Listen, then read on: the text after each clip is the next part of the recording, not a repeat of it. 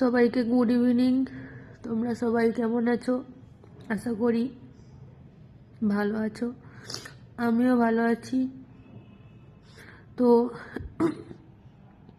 একটা ছোট ভিডিও বানানোর চেষ্টা করছি, যেটা নিজের কন্টেন্ট, নো কপি, অনলি আমার কথা, আমার ভয়েস, আমার সব কিছু। ভিডিওটা বানানোর অনেক কারণ আছে, তো সবগুলো কারণ আমি তুলে ধরতে চাই না। এটা সোশ্যাল মিডিয়া,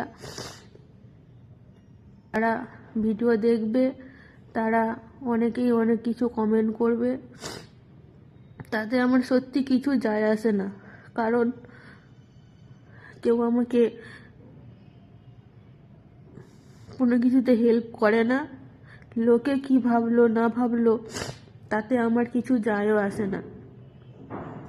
আমার খারাপ সময় কেউ আমার পাশে নেই, ছিল না, আর এখনও নেই, আর থাকেও নি। তাহলে আমি কি ভিডিও বানাবো? লোকে কি কমেন্ট করলো, লোকে কি ভাবলো, তাতে আমার কিছু যায় আসে না। এটা সোশ্যাল মিডিয়া, এখানে সবাই সবাইকে ফলো করে, সবাই সবার ভিডিও রিলস দেখে, কেউ চাইলেও মানা করতে পারবে না। তবে তাদের উদ্দেশ্যে একটা কথা আমি বলতে চাই, আমি কারোর ব্যাপারে থাকি না, তোমরাও আমার ব্যাপারে থেকো না। এই ভিডিওটা বানাচ্ছি, এর পরে অনেকেই অনেক কিছু মন্তব্য করবে আমাকে নিয়ে, তাতে আমার কিছু যায় আসে না।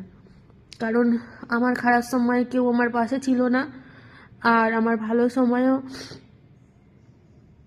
থাকবে সেটা আমি কি বলবো, চাই না। আমার খারাপ সময় যখন কেউ থাকে না আমার সাথে, আমার কারোকে পরে আর লাগবেও না।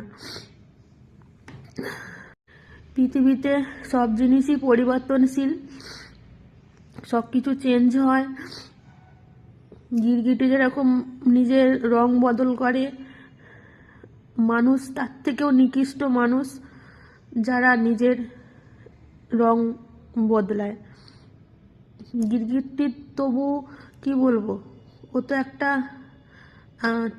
ছোট্ট প্রাণী, ওর অতটা বুদ্ধি নেই, কিন্তু মানুষের আছে। তারপরেও মানুষ গিরগিটির থেকেও বিষধর প্রাণী, যাকে বলা হয় মানুষ।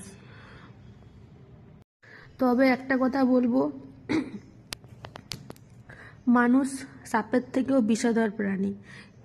এটা বলার কারণ হলো, মানুষ সব কিছু প্ল্যান করে করে।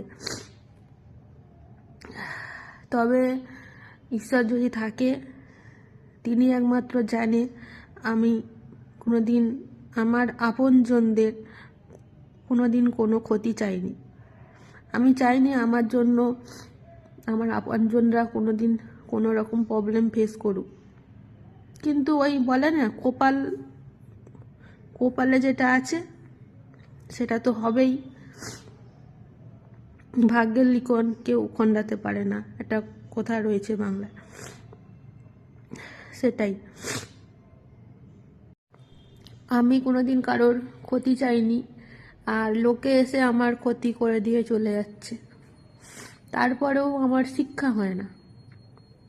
যাই হোক, ভিডিওটা অনেক বড় হয়ে গেছে, অনেক জ্ঞানও দিয়ে ফেলেছি, বা অনেক কিছু এক্সট্রা বলে ফেলেছি, অনেক কিছু বলতে পারিনি।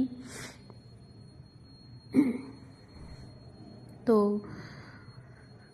ভিডিওটা এইখানেই স্টপ করলাম। সবাই ভালো থেকো, টেক কেয়ার, বাই।